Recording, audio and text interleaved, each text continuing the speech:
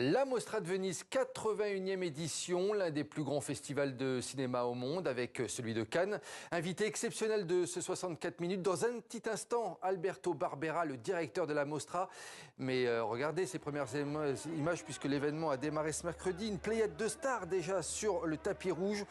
Voilà pour les images de la cérémonie d'ouverture d'hier soir. Une cérémonie marquée également par la remise d'un lion d'or d'honneur à l'actrice américaine Sigourney Weaver. Et puis cette Mostra, eh bien, elle s'est ouverte avec le film Beetlejuice, réalisé par Tim Burton avec Michael Keaton, Winona Ryder ou encore Monica Bellucci. C'est un film hors compétition.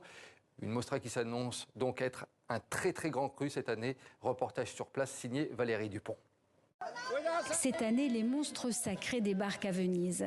36 ans après le film iconique Beetlejuice, Tim Burton est au Lido pour présenter la suite. La vérité sur Beetlejuice, même si j'adore ce film, c'est que je n'ai jamais vraiment compris pourquoi il a obtenu un tel succès. Un succès planétaire, voilà pourquoi le retour du monstre iconique interprété par le même Michael Keaton, désormais septuagénaire, est l'événement de la 81e édition de la Mostra de Venise. Alors Beetlejuice, c'est le numéro 2, donc 2 fois Beetlejuice, est un film qui entre complètement dans l'esprit du patron de la Mostra, qui a toujours défendu une ligne où le cinéma d'auteur serait aussi un cinéma grand public. Cet habitué des festivals souligne qu'il existe une grande compétition entre la Mostra et le Festival de Cannes pour faire venir les stars américaines. C'est vrai que c'est important pour l'aspect glamour d'un festival d'avoir des grandes figures, et Dieu sait qu'il y en a cette année à Venise. Les Américains sont très fort présents ici parce que les films Netflix y sont acceptés, parce que les séries sont les bienvenues. Jusqu'au 7 septembre, le Lido accueillera donc une ribambelle de stars. George Clooney, Brad Pitt, Nicole Kidman, Angelina Jolie, Lady Gaga et bien d'autres. La Mostra qui était donnée pour moribonde il y a quelques années est donc à nouveau nimbée du glamour qui en a fait sa renommée. Et bonsoir Alberto Barbera, vous présidez cette Mostra de Venise depuis 2011. Merci beaucoup d'être avec nous. Très heureux de vous recevoir dans ce 64 minutes.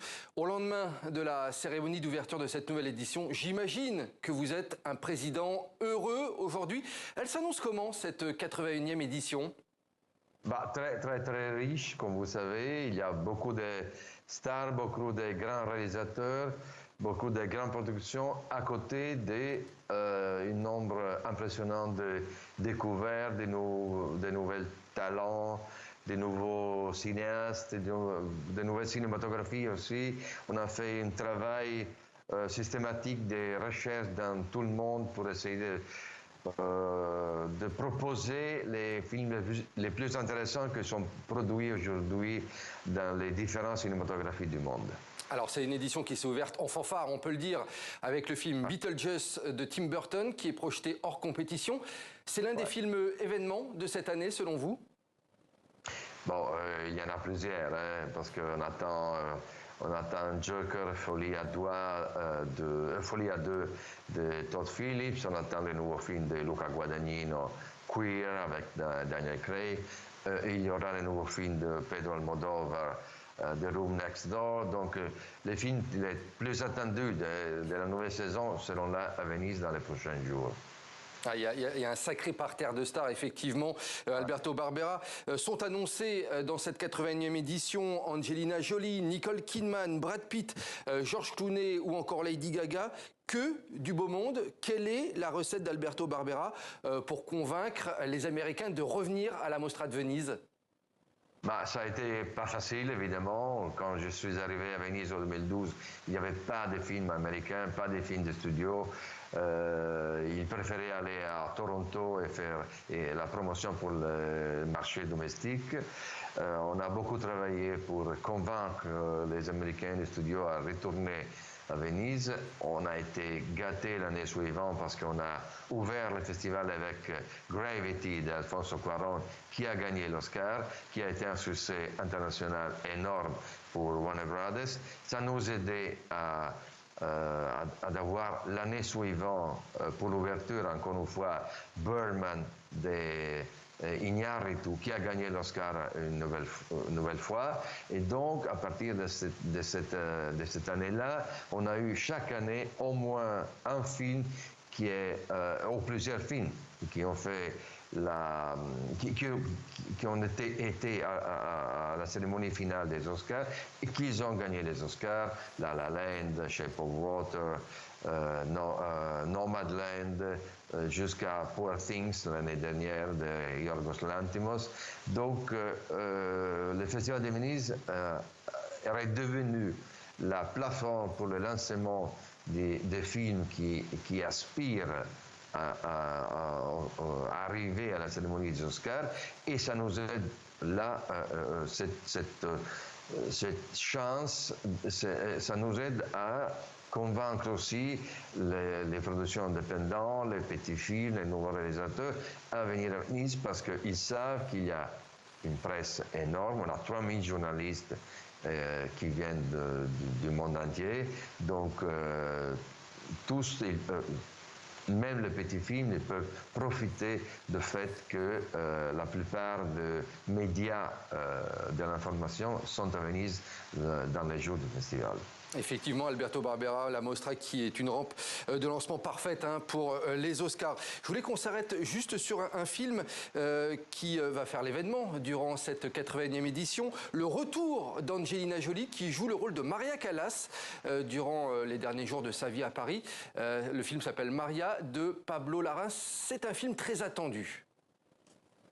Très attendu, bien sûr. Pablo Larraín... il a été plusieurs fois à Venise.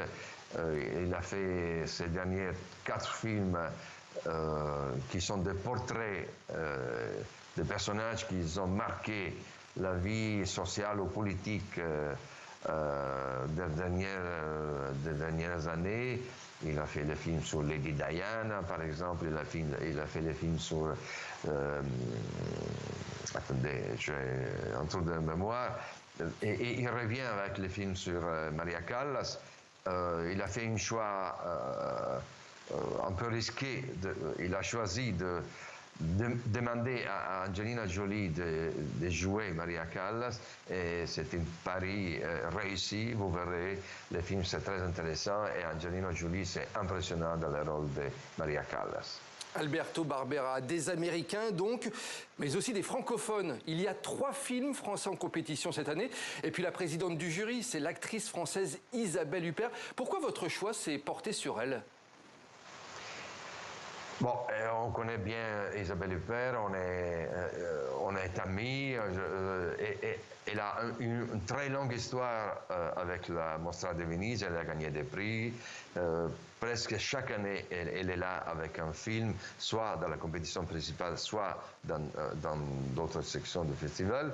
C'est une femme, c'est une actrice formidable, très intelligente, avec une sensibilité particulière, un intérêt pas seulement pour le grand cinéma, les grands réalisateurs.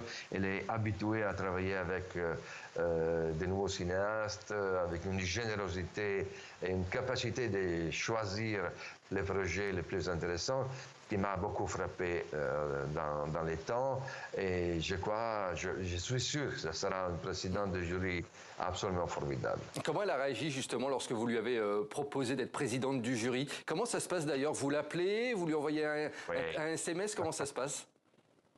Non, on s'est vu à Milan. Elle était à Milan pour jouer une pièce de théâtre. On a dîné ensemble. Je lui ai fait la proposition. Il a tout de suite accepté, même s'il y avait un petit problème parce qu'elle est en train de faire une tournée internationale avec sa pièce théâtrale de Romeo Castellucci. Donc, par exemple, il était obligé à jouer les jours avant l'ouverture du festival en Allemagne. Et ça a été un peu compliqué de convaincre le festival de la Ruhr de changer les dates de son pièce. Alors, mais elle a été vraiment très heureux d'accepter les rôles. Bon, on imagine effectivement qu'on est heureux lorsqu'on a ce genre de proposition. Alberto Barbera, hors compétition, sera présenté également le dernier film du Français Claude Lelouch, qui s'appelle Finalement, un film avec Cadmerade. Vous avez prévu, je crois, de remettre un prix à Claude Lelouch à cette occasion. Absolument, oui. On a une tradition d'un prix qui s'appelle, c'est le prix Cartier Glory to the Filmmaker. On donne chaque année le prix à un cinéaste qui a marqué le cinéma contemporain. Donc c'est Bas Kiarostami, c'est Paul Schrader qui ont gagné le prix avant Claude Lelouch. Et ça me fait plaisir de lui donner ce prix cette année. Il a fait un film formidable qui est un peu le résumé de toute sa vie, sa carrière, sa manière d'aborder les histoires, de travailler avec les acteurs. C'est un film avec une joie de vivre, un bonheur, une félicité de tournage aussi qui est impressionnant. On l'a mis hors compétition parce que je préférais mettre en compète des nouveaux cinéastes. Des jeunes cinéastes aussi que j'aime beaucoup et que je crois que seront dans le cinéma français du futur. Est-ce qu'un hommage à Alain Delon est prévu durant cette Mostra? On n'a pas vraiment eu le temps d'organiser quelque chose de plus structuré. Dans la cérémonie d'ouverture, on a fait un petit hommage à Alain Delon, à Gina Rowlands et à Roberto Elisca, qui était un grand acteur italien. Et tous les trois sont disparus très récemment. Donc oui, on n'a pas oublié de rappeler le mythe d'Alain Delon surtout, qui est très lié au cinéma italien, qui a démarré sa carrière en Italie avec Luchino Visconti, avec Michelangelo Antonioni, et c'est un mythe absolument incontournable du cinéma mondial. Alberto Barbera, pour cette édition 2024, l'une des surprises particulièrement attendues, il faut le dire, par les journalistes et le public, ce sera la projection hors compétition de 5 séries. C'est un choix ambitieux, mais vous n'avez pas hésité une seconde à sélectionner ces séries. Non, parce que j'étais pris par surprise par le fait qu'ils m'ont proposé des séries d'auteurs, des grands réalisateurs du cinéma qui ont fait des séries. Alfonso Cuarón, Thomas Winterberg, Ricardo Sorogoyen,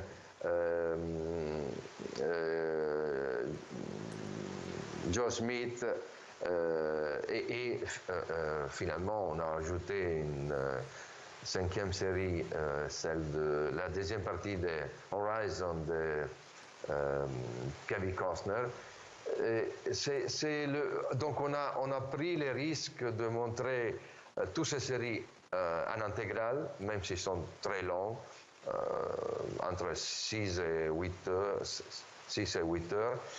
parce que c'est le signe d'un changement dans le cinéma contemporain. On sait, le cinéma contemporain change beaucoup, il est en train de changer beaucoup de choses, mais l'un des aspects les plus importants de ces changements, c'est la durée des films. La plupart des films dans la compétition aussi sont beaucoup plus longs que 2 heures, 2 heures et demie, 3 heures. Il y a même un film qui dure 3 heures et 35 minutes. Et donc c'est le cinéma contemporain qui est en train soit de devenir plus petite. Il y a toujours de plus en plus de films qui sont très très courts, destinés aux plateformes, à TikTok, YouTube et tout ça. Et de l'autre côté, le film qui devient plus long.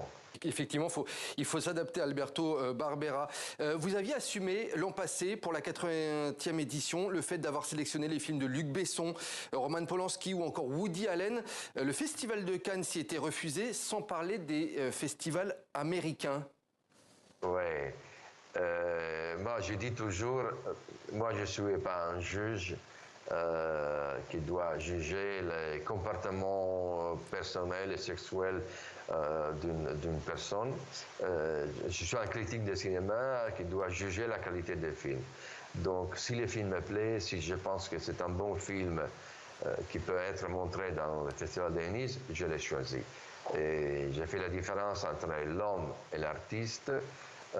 L'histoire de l'art est pleine des artistes qui étaient aussi des criminels. Je pense par exemple à Caravaggio, qui a tué des gens, mais qui est l'un des plus grands peintres de l'histoire de l'art italien et pas seulement italien. Et donc, pourquoi pas? Je suis sûr que dans, disons, 100 ans, non? On descend on continuera à se rappeler et à aimer les films de Woody Allen et on aura oublié qu'il était accusé par la femme de comportements sexuels inappropriés. Et donc, voilà, ça c'est mon attitude en face de ce problème. Au printemps dernier, c'est un proche de Giorgia Meloni, Pietrangelo Buttafuoco, qui a été nommé à la tête de la Biennale de Venise. Pour rappel, c'est l'entité qui chapeaute également la Mostra. Est-ce que c'est un signe, selon vous, de la reprise en main des institutions culturelles par l'extrême droite au pouvoir en Italie? Et est-ce que cela a changé quelque chose dans votre travail concrètement? Non, il n'a absolument rien changé. Je ne connaissais pas Pietrangelo Buttafuoco avant qu'il a pris son poste à la Biennale, et donc on s'est connus au mois de mars. Et j'ai découvert un homme très intelligent, un intellectuel avec une culture incroyable, formidable, très gentil, très respectueux. Il m'a protégé de toutes les possibles pressions de la part de la politique ou de la production cinématographique italienne.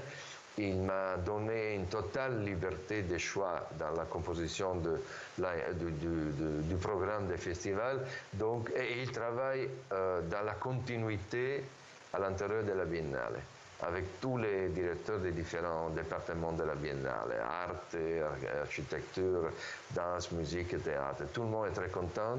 Je pense que ça a été un choix formidable et une occasion de bonheur pour nous qu'on travaille à l'intérieur de cette institution qui est l'institution culturelle italienne la plus importante, avec une réputation internationale formidable. Et donc j'ai aucune peur, aucune crainte d'avoir aucune sorte de pression de l'extérieur. Pour finir, sur une note un petit peu plus légère et pour conclure, une anecdote à Alberto Barbera. Pour la première fois, le Prosecco, il me semble, remplace le champagne à la Mostra. Est-ce que c'est une info ou est-ce que c'est une intox? Non, c'est vrai, c'est vrai. Vous savez, le Prosecco, c'est le produit le plus connu au monde qui vient de la région Veneto. Donc, ça a été un choix compréhensible. On aime beaucoup le champagne. Moi, j'adore le champagne, évidemment. Mais le Prosecco est extrêmement populaire et voilà, donc pourquoi pas. Merci beaucoup Alberto Barbera, c'était un plaisir de vous avoir dans ce 64 minutes. La Mostra de Venise, c'est jusqu'au 7 septembre, une 81e édition que nous continuerons à vous faire vivre, bien entendu, sur TV5 Monde.